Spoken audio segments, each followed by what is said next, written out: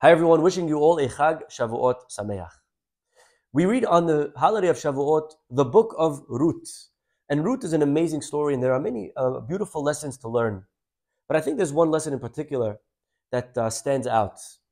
You know, the story of Ruth actually starts way before. It starts with a lady by the name of Naomi. Naomi is a Jewish lady.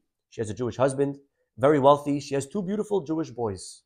And they leave the land of Israel in a time of famine because there's more opportunity for commerce and business outside.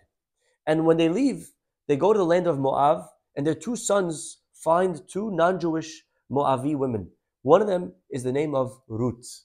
Ruth is a non-Jew, but she sees a nice Jewish boy, he's got a lot of money, so why not? She marries him. Unfortunately, her husband eventually passes away, and so does her father-in-law, and her mother-in-law ends up broke. And now, what do? What do you do, Ruth, when you see your mother-in-law Naomi with no money, no more boys to offer you? Turn around and start heading back home to rejoin the Jewish people. What do you do, Ruth? You know, in sports, there's something called a winner picker. What that means is that some people, they pick the team that's winning. If this year this team's winning, they're a fan of that team. All of a sudden, the next year, they're a fan of a different team. They just keep riding the wave of whoever's winning. Winner picker. Yeah, they just go with whatever's popular, with whatever's trending. But deep down, we all know that's not a real fan. A real fan, somebody who's dedicated, somebody who's committed, no matter what, thick and thin, through and through. I was born a fan of this team and I'll die a fan of that very same team, no matter what. Because they could be losing, but I'm not going to just throw them away because this is my team. This is who I love.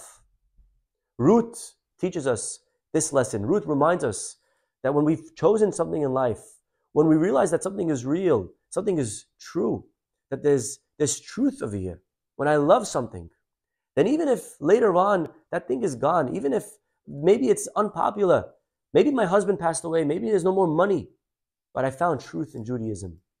Ruth teaches us loyalty. She teaches us commitment. Sometimes in a marriage, we marry somebody, we join into this partnership because there's good looks and maybe there's a lot of money. But what happens if fast forward a few years and it's all gone? What happens if maybe we chose a certain lifestyle? Maybe we decided to commit ourselves to eating a certain way, to eating healthy, or to start exercising more. And then all of a sudden, it's not so easy. It's not popular. It's not trending.